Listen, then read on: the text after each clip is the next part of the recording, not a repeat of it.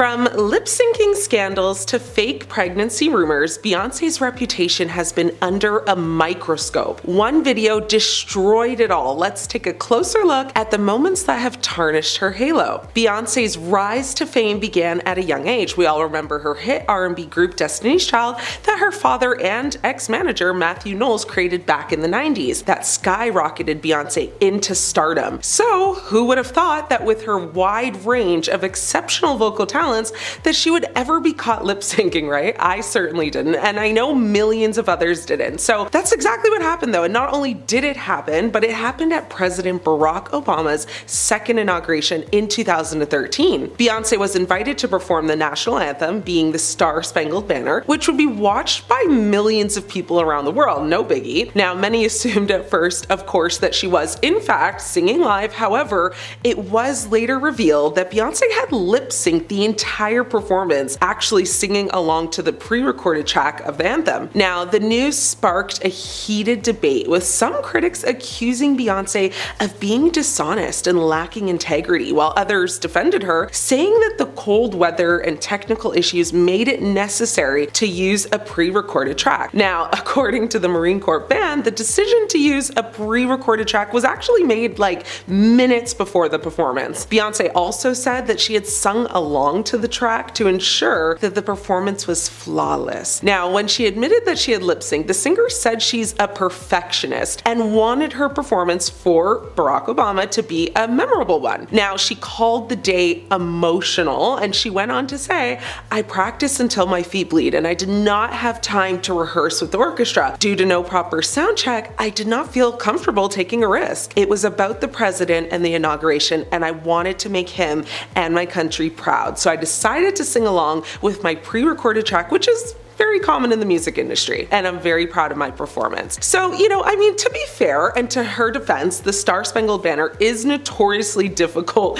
piece to sing. It spans such a huge vocal range, and it was also bitterly cold that day in Washington. So the combination of nerves and the cold may have influenced Beyonce's decision to rely on the pre-recorded track. We will forgive you, B, but we won't forget it. Moving on now, Beyonce has been called out many times for sampling songs throughout her career without actually getting permission first. One of the most notable cases is the song Ring the Alarm from her 2006 album B-Day. The song's chorus bears a striking resemblance to the 1995 song Get Me Bodied by Rare Essence, and also samples elements from the 97 song La Di Da Di by Doug E. Fresh and Slick Rick. In 2010, Beyonce was actually sued by songwriter Jennifer Armour, who claimed that Beyonce's song Baby Boy featuring Sean Paul infringed on her own song Love Theme, which was written in 97. Now, another notable one was Beyonce's song Run the World. She was accused of sampling the song Pon de Floor by Major Lazer without properly clearing the sample. But nothing almost ruined her career more than when she sampled the Challenger explosion in her song XO. Begins with audio of NASA's former public affairs officer Steve Nesbitt referring to a major malfunction involving the Challenger space shuttle, which actually exploded just a minute after its launch. NASA said in a statement to The Hollywood Reporter at the time, "The Challenger accident is an important part of our history, a tragic reminder that space exploration is risky and should never be trivialized." Now, in a statement to ABC News in December of 2013, Beyonce explained that she intended for the audio to be a tribute to those who passed away aboard the Challenger. She said at the time, "My heart goes out to the families of those lost in the Challenger disaster. The song XO was recorded with the sincerest intention to help heal those who have lost loved ones and to remind us that unexpected things happen. So love and appreciate every minute that you have with those who mean the most to you." The songwriters included in the audio in tribute to the unselfish work of the Challenger crew, with hope that they will never be forgotten. Many critics didn't accept her apology or statement, and many just believed she was being tone deaf and inconsiderate, with one person online saying, "This is not how you honor the crew members. Nobody asked asked for this, with another person saying, "This is so random and came out of nowhere. She hasn't once spoken about the Challenger incident. She's definitely lying about her intentions." NASA astronauts, employees, and the families of the Challenger astronauts were extremely upset that she used this audio and didn't think it was a well thought out idea. June Scobie Rogers, the widow of Challenger Space Shuttle Commander Dick Scobie, told ABC News at the time, "We were disappointed to learn that an audio clip from the day we lost a heroic Challenger crew was used in the song XO. The moment included in this song is an emotionally difficult one for the Challenger families, colleagues, and friends. We have always chosen to focus not on how our loved ones were lost, but rather on how they lived and how their legacy lives on today." A former NASA employee, Keith Cowing, said, "This choice of historic and solemn audio is inappropriate in the extreme. The choice is little different than taking Walter Cronkite's words to viewers announcing the passing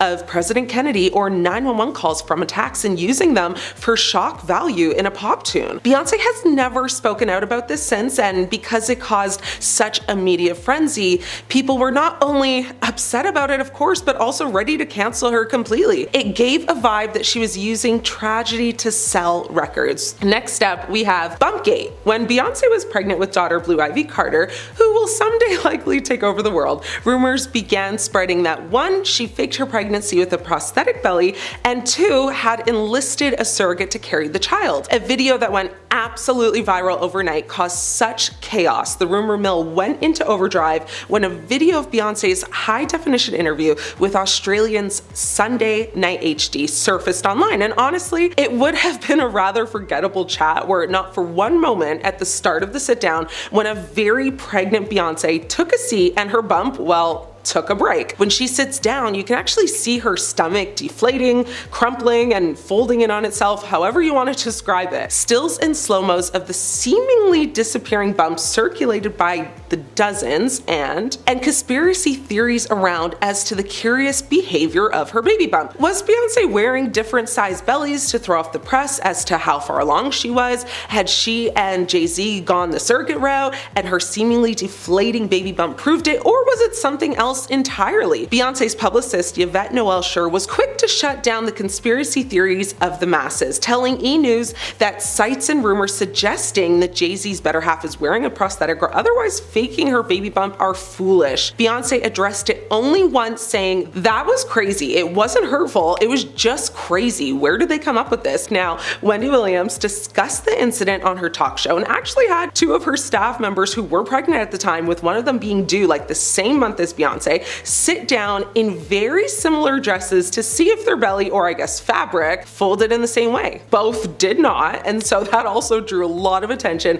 and caused many other people to believe the fake pregnancy rumor. Now, one fan online pointed out that Beyonce has been so secretive about her pregnancy, and that the only footage of her being pregnant was grainy and not clear, and some fans did come to her defense, saying that there was actually a pic of her on the beach in a bikini, but Wendy Williams very clearly pointed out that that photo of her standing in her bikini anyone could replicate if you just stand and push your stomach out enough. Now, some conspiracy theories Wendy talks about is that 1, the baby was to help her depleting music career at the time. Theory number 2, that the baby was to keep Jay Z's alleged mistress away. Theory number 3, the alleged woman in Trinidad with Jay Z's son was intimidating to Beyonce, and Beyonce was basically trying to keep up with her. Theory 4, she was going to use a surrogate to maintain her body and not put it under stress. And theory 5, they're adopting, but wanted to play it off like she gave birth. Now, Wendy even predicted it would be an at-home water birth. However, we now know that that didn't happen,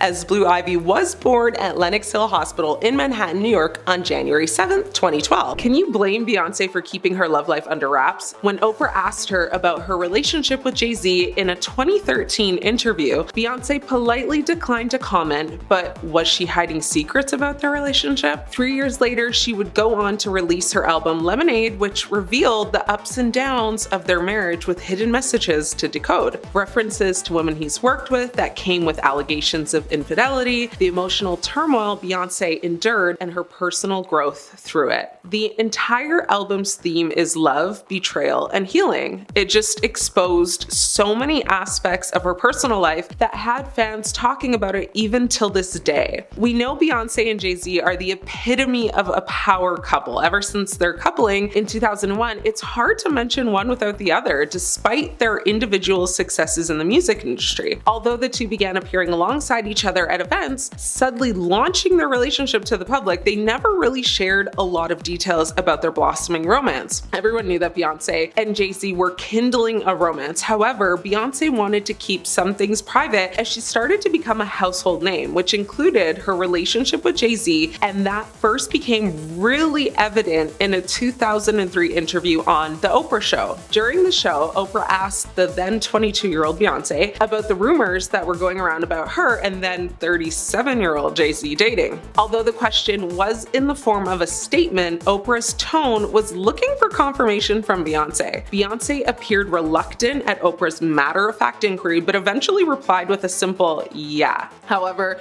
this simple response was quickly followed by Beyonce explaining why she doesn't want to disclose any more details about her romantic relationship, ultimately shutting down any further questioning from Oprah. She said, and I quote, "I don't actually talk about who I'm dating, who I'm not, because I think it's important that I concentrate on the music, and when you start talking about those things, they become bigger than the art." Oprah responded in agreement to Beyonce's choice not to reveal information about her and Jay Z's relationship, saying, "It should be private, and I wish if I had to do it all over again, I would have never mentioned what's his name's name." Beyonce hugged Oprah saying, "I love you," which showed just how happy she was to have someone in agreement with her that keeping her relationship private was the right move. Beyonce's refusal to broadcast her relationship with Oprah and the world wasn't the first time, and it sure wasn't the last. Beyonce's choice to keep her relationship private with Jay Z has roots in the way she was raised growing up in the state of Texas. Beyonce believes her upbringing had an impact on the way she approached fame. She told Oprah Winfrey this in a 2013 interview, "Probably because of my mother and my foundation. It's one of the things I've always been connected to. I always knew who I was, and I never felt the need to do whatever anyone else was doing." Oprah then asked Beyonce if she had trouble with balancing her private and public life in the midst of trying to stay current in pop culture. Beyonce responded by saying that over the last 16 years of being in the industry, she has tried to only share herself through her music. Going back to her 2003 interview with Oprah, I want to talk about what a pivotal moment in her career was, because at that time, Beyonce had just recently released her debut solo album, Dangerously in Love, which became a massive success. The interview also showcased Beyonce's signature style and charisma. She even taught Oprah some of her iconic dance moves and defining the term bootylicious as beautiful, bountiful, and bounceable. Despite her being so confident and poised, Beyonce did talk about how in school, kids made fun of her ears, and she was like quiet and kept to herself for the most part. This may actually speak to why she also likely wanted to not discuss anything Jay Z, because she knew she was at the peak of her rise to fame, and having already experienced criticism from her past, but also now from the media, it would make sense she'd want at least one part of her life to be as private as possible. That, or maybe she just wasn't sure if her and Jay would actually last. What do you guys think? Fast forwarding again to her 2013 interview with Oprah, which would actually be her last known interview with Oprah, and it's worth noting that Beyonce has been super selective about giving interviews in recent years, with her last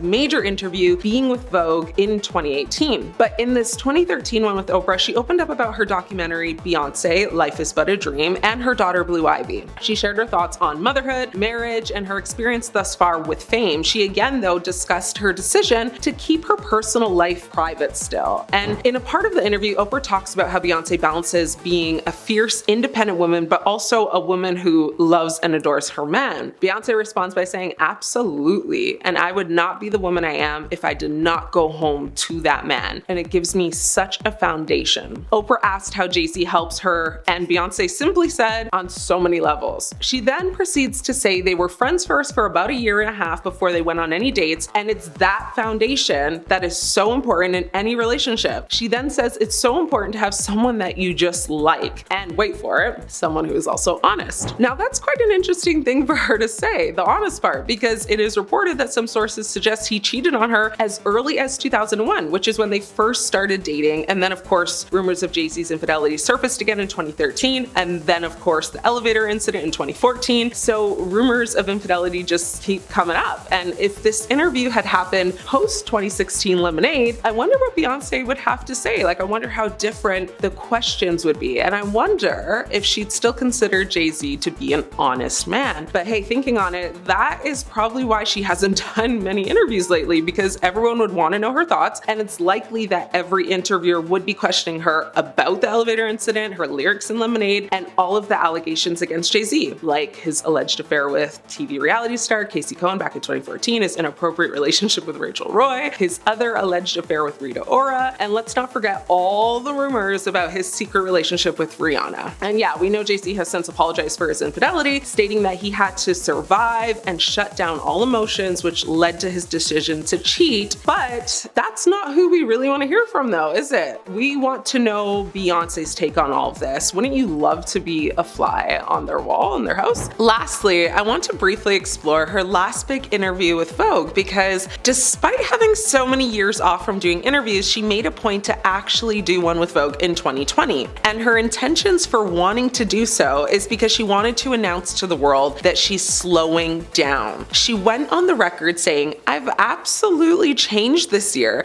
It would be difficult to experience life in a pandemic and the current social unrest and not be changed." She said, "I have learned that my voice is clearer when I am still. I truly cherish this time with my family, and my new goal is to slow down and shed stressful things from my life." Beyonce points out that she's been working basically non-stop since she was a teenager, and now that she's a mother of 3, she's realized it might be time to find a better work-life balance. She said to the interviewer, "I came into the music industry at 15 years old and grew up with the world watching, and I've put out projects non-stop. I released Lemonade during the Formation World Tour, gave birth to twins, performed at Coachella, directed Homecoming, went on another world tour with Jay, then Black is King, all back to back." She then said, "It's been heavy and hectic. I've spent a lot of time focusing on building my legacy and representing my culture the best way I know how to. Now I've decided to give myself permission to focus on my joy." This shouldn't be a total cause for alarm for the Beyhive though, because a Beyonce at professional half productivity may still end up being quite productive by normal standards. And although she never announced any future plans to produce any more music, movies, or anything else entertainment-wise, she does tend to make moves in silence. But is that because she truly feels like she wants to slow down, or is it because she wants to avoid having to answer some uncomfortable questions about her involvement in controversies, or better yet, her husband's involvement? Or maybe she just wants to politely tell the world to not even dare try her. Now we all know that Jay Z has been friends with Diddy for years. They became friends in the 90s and they collaborated on multiple projects together. They became two of the biggest names in the music industry as they each had their own labels. Diddy founded Bad Boy Entertainment, launched in 1993,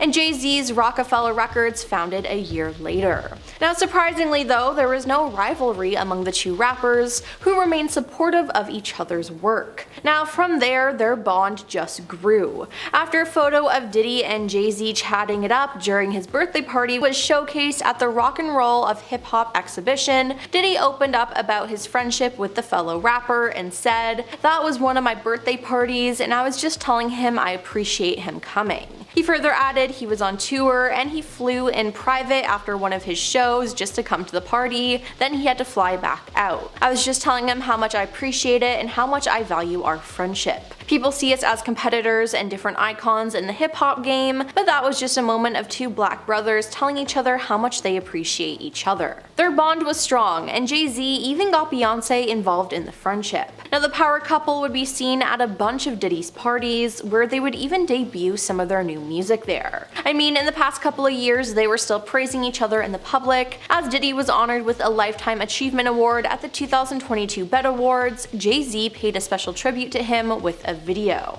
Now, with their friendship on full display, it shocked people that Jay Z nor Beyonce spoke up when Diddy's houses were raided in March or when he was arrested in September. Now, some people called this out, like 50 Cent. He posted a picture of the rapper's face on a milk carton with the words "missing" on Instagram and added in the caption, "Anybody seen Jay? LOL," joking he ain't been answering his phone. Now, many people were waiting for Jay Z to speak up, and because he didn't, people started to suspect that he had something to do with the crimes Diddy committed. I mean, they partied and were together a lot. this would certainly be plausible. Now we finally got the answer on December 8th as Jay Z was named in a refiled lawsuit against Diddy. Now, the general public knew about this lawsuit in October, but new details emerged that placed Jay Z as a perpetrator of the crime committed alongside Diddy. The anonymous accuser, identified only as Jane Doe, said the incident happened after she was driven to an MTV Video Music Awards afterparty in the year 2000.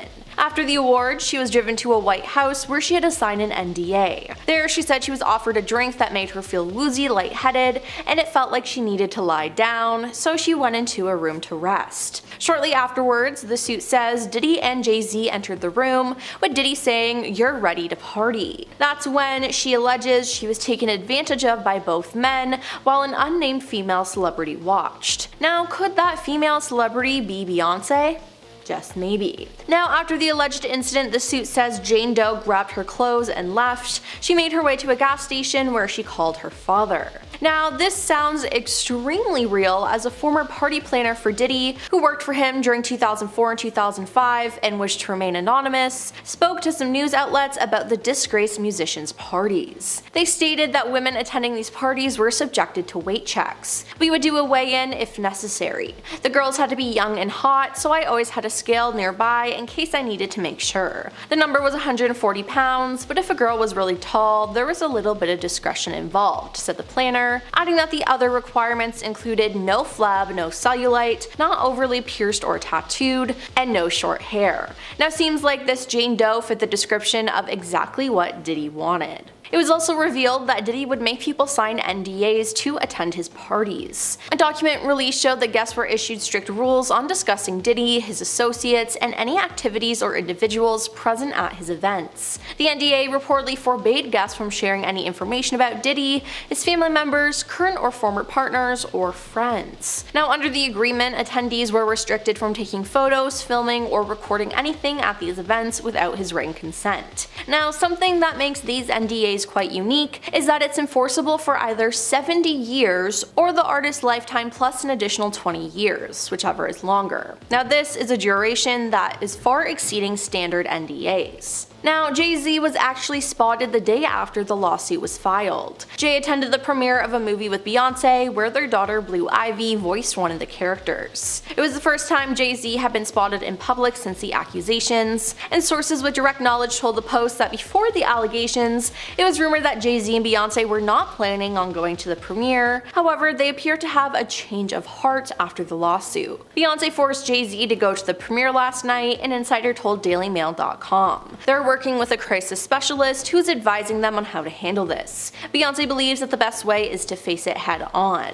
Blue Ivy is well aware of what's going on and is intent on supporting her father in any way she can. She was there in solidarity with her dad and mom. Beyonce will do anything she can to keep their family together, but is also concerned that more women might come forward with lies. So it seems like Beyonce is standing with her husband, but this just makes her look really bad and even guilty. Like mentioned before, she had attended plenty of Diddy parties herself. Now, Beyonce and Jay Z once attended one of Diddy's New Year's Eve parties, and the couple spent time with Diddy ringing in the new year of 2014 in Miami. Now, the weird thing is there are articles about them being there, but all the photos of the night have disappeared. Strange, right? Well, in one article, it said that Jay Z and Beyonce were off in a corner dancing and greeting people, an insider said. Drake came with a posse of friends and took over the turntables, and T.I. and Jamie Foxx were chatting and hanging out during the event. Pharrell Williams was also in attendance, the source adds. Now, it was reported that Beyonce wasn't wearing any pants, and that some people say she was later seen in the swimming pool, looking dazed and confused. It's just strange all around, and the couple also attended the music mogul's 50th birthday party in 2019. But we've been told by insiders that these parties are not what they seem, and that a lot of messed up things happen at them. Former music industry insider Tom Swoop had attended a couple of the parties, and he shared with the public what would happen behind the scenes. He broke down how the parties worked for viewers and claimed that the parties were separated into tiers of access. There was general admission, then a series of tiers ending with entrance to the inner circle, where the real partying went on. Now, this allegedly included humiliating male and female guests on the promise of record deals or money. Yeah, now why does this kind of sound like a cult or some sort of ritual? Ugh, I do not like it. Now Tom went on to say that there were a lot of substances present and that Diddy played a horrible so-called joke on a young artist. He said Diddy wanted the artist to do a certain act, and if he did it, Diddy would give him $100,000 and a record deal, before claiming it was a joke when the young artist was about to do it. Tom claimed Diddy told him, "I can make anybody do anything because this life is what they want, and I got the keys to the castle." Now Tom didn't like any of this though, so he left the party thinking, if this what goes on behind the curtain and you're all comfortable with this, nah, I don't want this life. He added there were so many celebrities there who were cool with who he was and what he did to entertain them. It's not isolated, he added. You all need to think of everybody when you think of him and the access and the amount of people who were there. Everybody on the internet in 2014 remembers when news of Jay Z's infidelity hit the stands. I mean, he didn't really admit to it until 2017, but 2014 was the year of the elevator fight with Beyonce's sister Solange, and that was the kind of incident the press could only concoct in their wildest dreams. On top of that, it happened at/after the Met Gala of all events, so yeah, the tabloids were working overtime trying to figure out what exactly would compel Beyonce's sister to attack Beyonce's husband in an elevator. First, we got the video of the incident, and then the pictures seemingly taken afterwards, and in those, Solange is strutting without a smile, Jay-Z is holding his face, and Beyonce, well, she almost looks proud. Yeah, it wasn't long before rumors were spreading through every corner of the internet. Nothing was off the table. However, most centered around the idea that Jay-Z cheated. Once that was the widely accepted theory, the question went from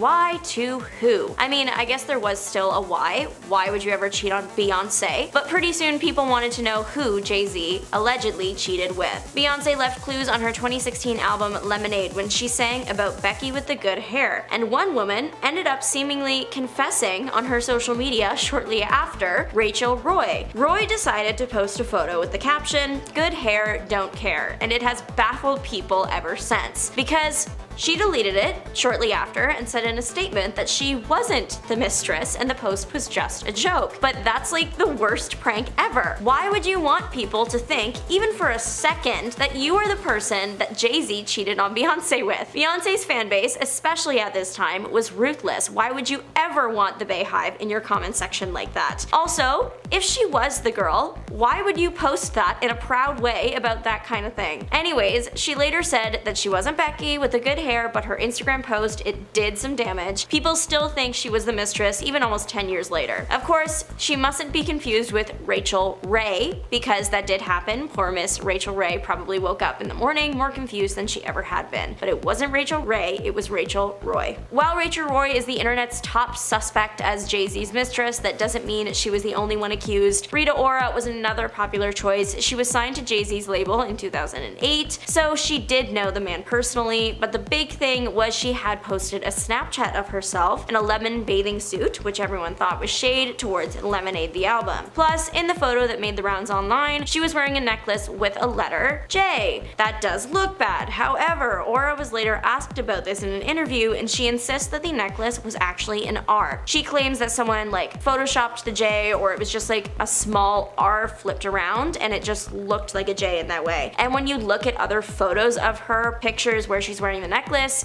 that does appear to be the case. She also shared that the lemon top was part of some brand that she was working with. The timing wasn't great considering it came just a few days after the album drop, but Ora claims that it was all pure coincidence. One Reddit user has done some super sleuthing into who Jay-Z's mistress could have been, and it isn't anything like you've ever heard before, like Rita Ora or Rachel Ray, but instead former Miss Belgium Claudia Schillen. The Reddit user xfoxmcleod2x really put in the work to prove their theory. They referenced Jay-Z's tour dates from 2013 in Europe to the distance he would be from certain locations. They dug back in time for tweets that Claudia had made about it all. Some news sites reported on Jay-Z's alleged time with Claudia at the time it happened, and from those gossip sites we have quotes from Claudia talking about how Jay-Z bought her and her group champagne. He was allegedly calling her beautiful. The Reddit user has presented the theory that Jay-Z was involved with many people before that 2014 elevator fight, and that Claudia was either one of them or she knew something about it and signed an NDA. Claudia has denied any intimate involvement with the rapper. It turns out Becky with the good hair might not be who you think she is. Becky, especially at the time Lemonade came out, was slang for a white woman with a narrow worldview. When Beyonce sang this line about Becky, everyone quickly scoured the internet for a white woman that she could be referencing. But Becky isn't just the name for a person, it's also the name of a song by rapper Plies. His song Becky is quite explicit, but in it he equates the word Becky to intimate acts. Black social media users have shared that within the Black community, the term good hair can sometimes mean a hair type. Antisocial Dreamer on Reddit said typically type 3 hair. They theorized that Beyonce wasn't necessarily referring to one famous Becky, but instead that Jay Z was getting intimate with just someone else while they were married. So not denying the affair rumors, but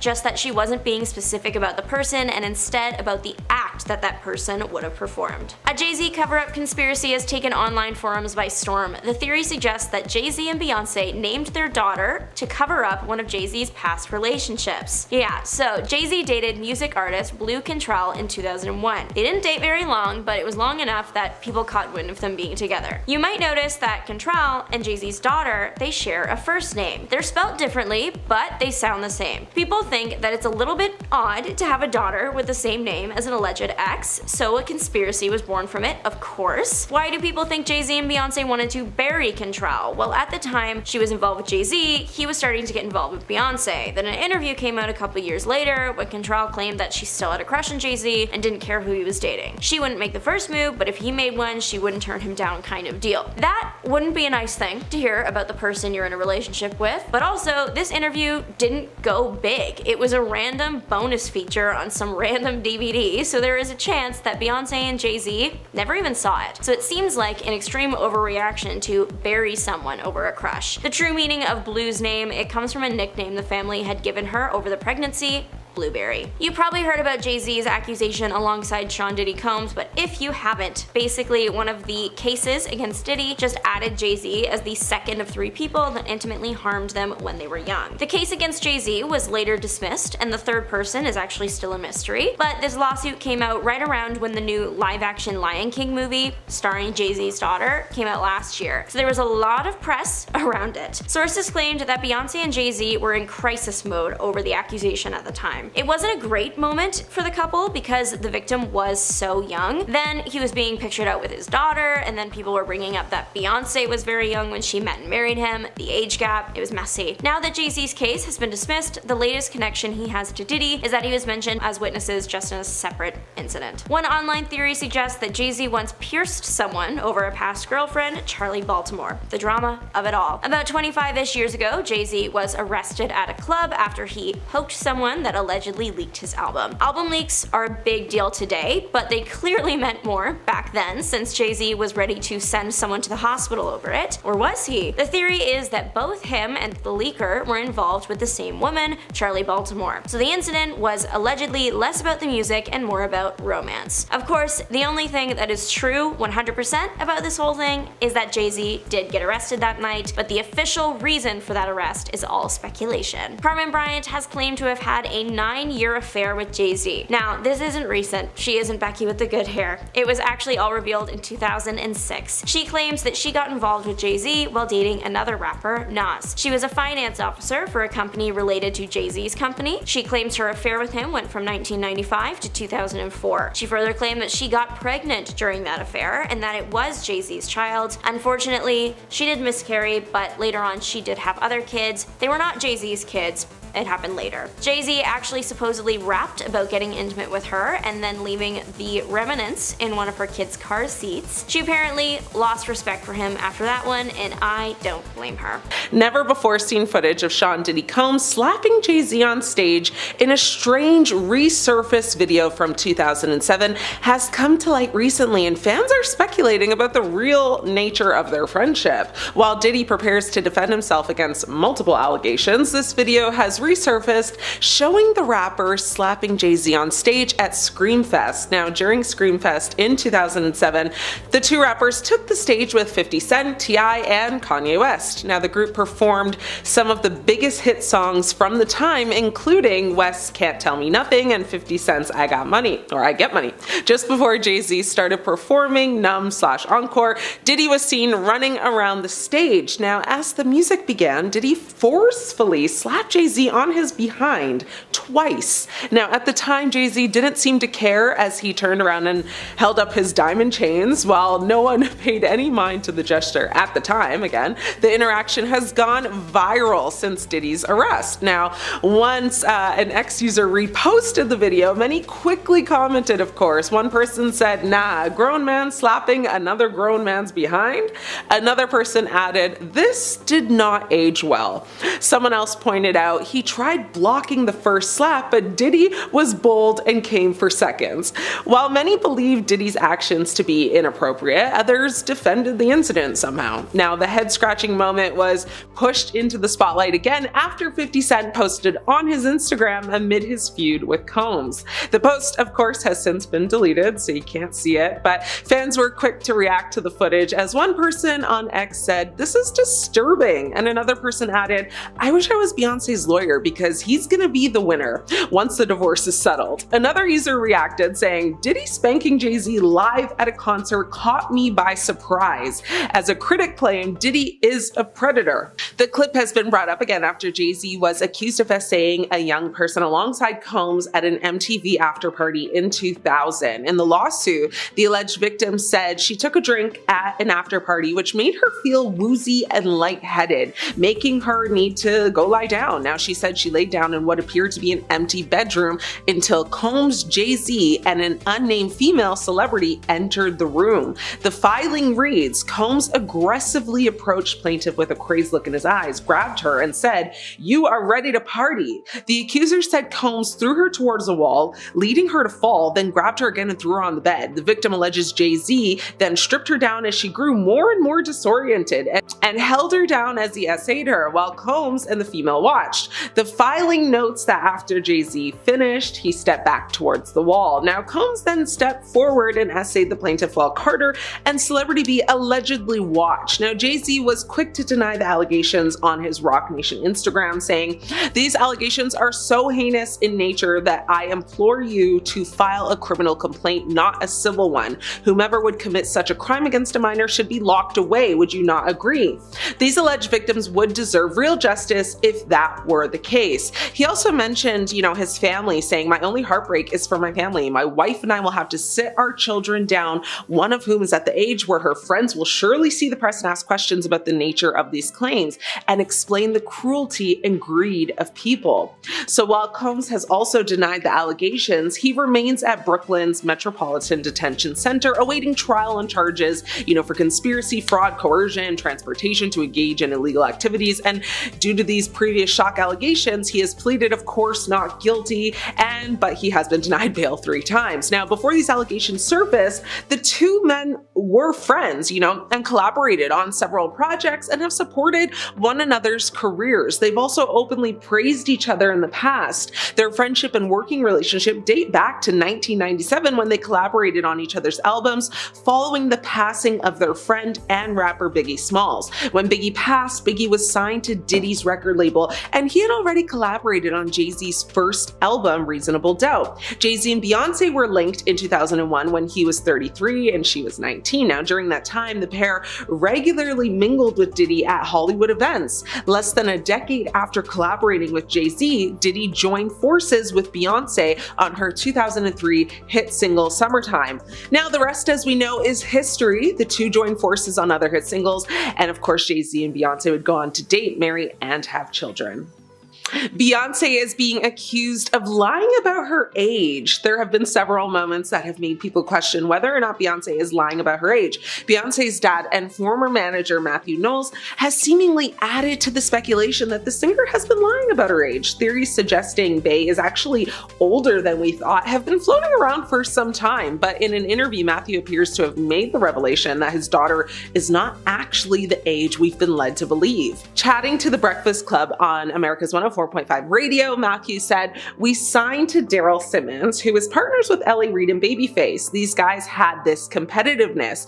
L.A., he had a girls group. Bet you don't know who his lead singer was. Pink. She's the exact same age as Beyonce. There used to be this battle, which group was better. Usher, he was the same age. They were all 14 or 15 years old." Now, if Matthew's claims of that are true, it means Beyonce has been fooling us all this whole time, and she's actually a lot older than we thought. Now, a Good Morning America host alluded to the singer being older than she says back in 2013. In a segment about her new album at the time, the host revealed that Beyonce had gone to school with fellow anchor Bianca Goldiga, who was 35 at the time, a time when Beyonce supposedly would have been age 32. Now, Beyonce's age has been a source of speculation for many years, complete with alleged birth certificate leaks and celebrity sources. Gabrielle Union, who is 9 years older than Beyonce, has said they were friends when they were teenagers and apparently went to high school together. Now, typically, of course, it tends to be women who deem it necessary to lie about their age, while the difference between Pink and Beyonce is only a measly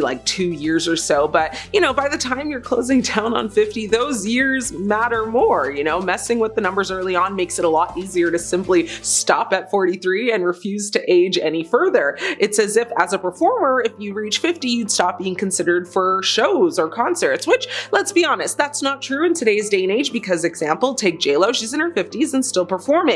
Or the other worry I would imagine most women up in age would have be concerned about would be whether you'd be vilified or shamed for performing in provocative outfits or collaborating with another artist who is much younger. As we know, the internet always has something to say and people will judge no matter what. So the fear of being canceled is very much alive and well in 2025 and likely for the next decade. Now, Paloma Faith, who is a singer, songwriter, and actress, explained that she lied about her age in one of her early meetings with the record label. She said, "When I was asked what my age was in the first meeting, I blurted out 23 when I was actually 27. Actress and former model Agnes Dean was also open about the unofficial but pervasive, tidbits of the modeling industry. She said she knocked off 6 years at the beginning of her career. She was 24 when she was signed by a New York agent and aware that this is perceived as late, to be starting out. She said she was 18, basically, is what she told them. Now, this was revealed when school friends actually started a Facebook group titled Agnes Dean, You're Not 18. That is a lot of free time on your hands to go and make a whole Facebook page dedicated to calling someone out for lying about their age. LOL.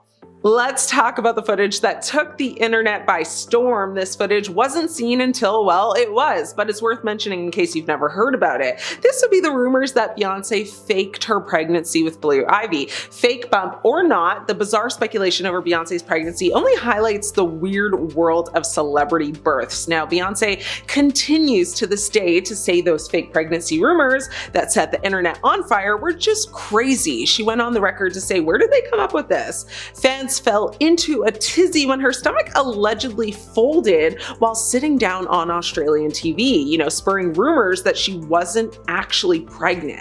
She claims it was the fabric itself that folded. Now, to give more context, during a segment on the Australian talk show Sunday Night HD, Beyonce's baby bump appeared to collapse or basically fold in on itself when she sat down, sparking speculation about the authenticity of her pregnancy. The incident fueled rumors that Beyonce was wearing a prosthetic belly or had hired a surrogate, with some suggesting she was trying to mislead the public about the progression of her pregnancy. Now, Beyonce's publicist, Yvette Noel Schur, responded to the rumors, stating that the claims were stupid, ridiculous, and false. Well, Blue was brought into the world in 2012, as we know, and is absolutely following in her mother's footsteps and has been on Beyonce's tour with her for the past year. I just hope the rumors and controversies don't follow Blue as she grows up, because that's not fair. Let's start with all the claims of her cultural appropriation and insensitivity. In 2016, Beyonce faced backlash for her music video Formation, which featured African-American cultural symbols and imagery. Critics accused Beyonce of profiting from Black culture without properly understanding or respecting its history and significance. For example, writer and activist Rachel Kadizi Gonse, hopefully I'm pronouncing that right, wrote an essay criticizing Beyonce for her use of African-American cultural symbols, stating, Beyonce's formation is a masterclass in how to take Black cultural production and turn it into a product that can be sold to white people. Another notable instance is also seen in the music video Hymns for the Weekend by Beyonce and Coldplay. Although it is a great and catchy song to many, we have seen multiple scenes in the music video of culture being used as entertainment and accessories. In the video, we see Hindu temples, Indian people, Indian civilization, meditation being done, festivals celebrated, and a Hindu god. The music video overall has a variety of positive Indian culture shown, but what makes this music video debatable is the fact that Beyonce is using the Indian clothes as accessories even though she is not Indian herself. What could have had, this music video be less debatable is if Coldplay collaborated with an Indian singer who knows about her culture and the clothing she was wearing. If this Indian singer would have replaced Beyonce, then she would have known that hennas are not from Indian culture. This already provides, a lack of knowledge that the artist has on the culture itself, which can be seen as disrespectful to many, especially in the Indian culture. As said before, Indians have a strong, respected foundation for their ancestors and their heritage. In the video, the person who is grabbing all of the attention from the viewers is Beyonce herself. There are Indian women there that could have stolen the spotlight, but we see how this cultural appropriation comes into the picture when Beyonce uses the best jewelry and clothing for the public, just as how the Kardashian uses, Black culture to show themselves off, but that's a topic for another time. Next, feminism and hypocrisy. Beyonce has been accused of hypocrisy for her feminist stance, with some critics arguing that her music and performances often objectify women and perpetuate patriarchal values. For instance, in 2013, Beyonce performed at the Super Bowl halftime show where she sang and danced in a very revealing costume, sparking criticism from some feminists who argued that her performance was contradictory to her feminist ideals. Writer and feminist Bell Hooks criticized Beyonce for her feminist stance, stating, "Beyonce's feminism is not about ending patriarchy. It's about getting a bigger piece of the pie." Bell Hooks criticized Beyonce's feminism and image, arguing that, while she uses her platform to discuss Black female pain, her approach is narrow and simplistic, focusing on gaining power within existing structures rather than actually dismantling them, and that her image can be seen as perpetuating harmful stereotypes. Some people did come to Beyonce's defense, and one person on social media said, "I felt like she was criticizing Beyonce because her preferred method of self-expression in Lemonade didn't actually jive with Hook's idea of what feminism is." Another person said, "How can she determine whether or not one's method of healing is inadequate? It's Beyonce's narrative. She can resolve it how she wishes." I see it as another version of Piers Morgan's, issues with the album, which I interpreted as, "I'd like it better if you expressed yourself in a way that is more my taste." It's almost as if she's implying the only feminist way of moving beyond the hurt and betrayal is if Beyonce were to divorce or abandon her husband. Now, in my opinion, I think Bell Hooks had some very fair points, but I also think she criticized Beyonce so much because that's what sold her books. She has gone on record saying, though, she recognizes that she could be critical of Beyonce, yet also does appreciate aspects of her power and representation. Beyonce has faced criticism for her involvement in the Black Lives Matter movement and her position with activism, with some critics arguing that her activism is superficial and self-serving. In 2016, Beyonce performed at the BET Awards where she and her dancers wore Black Panther-inspired costumes, sparking criticism from some activists who argued that her performance was a form of cultural appropriation and that she was using the movement for her own gain. Beyonce's dancers wore black leather, afros, and berets, which some saw as a direct reference to the Black Panther Party, which was a 1960s Black nationalist organization known for its revolutionary stance and focus on community empowerment and self-defense. The song Formation, released before the Super Bowl, was seen as a powerful anthem about Black identity, resilience, and resistance, further fueling the perception of the performance as a political statement. Many conservatives, law enforcement organizations, and social media users criticized the performance and the song, viewing them as anti-police, anti-American, and anti-white, particularly due to references to police executions of unarmed Black men and the song's overall tone of defiance. The performance and the song generated a very strong backlash, with some calling for a boycott of Beyonce and others defending her right to express her views and celebrate her heritage. Activist and writer Kevin Powell criticized Beyonce for her activism, stating, "Beyonce's version of activism is more about branding and marketing than actual movement building." Her personal life and relationships. Beyonce's personal life and relationships have also been subject to criticism and scrutiny, of course. In 2014, Beyonce's sister Solange Knowles physically attacked Jay Z in an elevator, sparking criticism and speculation about the state of their marriage. Some critics have also accused Beyonce of using her personal life and relationships as just a marketing tool, with some arguing that her music and performances often kind of blur the lines between, her personal and public life. In this day and age, so many scandals come and go with the wind. Very few have real staying power in the microwave nature of social media. However, Elevator Gate happened at a time when everything was magnified, and this drama remained the subject of conversations and memes for weeks and months and years leading up to the release actually of her album Lemonade, which dropped in April of 2016. One song on the album, Sorry, was particularly casting light of what we knew about the tension between Beyonce, Jay Z, and Solange. It was widely speculated that the elevator fight was actually down to Solange confronting Jay about his alleged cheating, and Sorry only fueled the rumors to a very stunning degree. Beyonce sings in the outro, coining an iconic pop culture term: "He only want me when I'm not there, he better call Becky with the good hair." But for years, and to this day, who is Becky with the good hair? It must surely be one of the most Google searches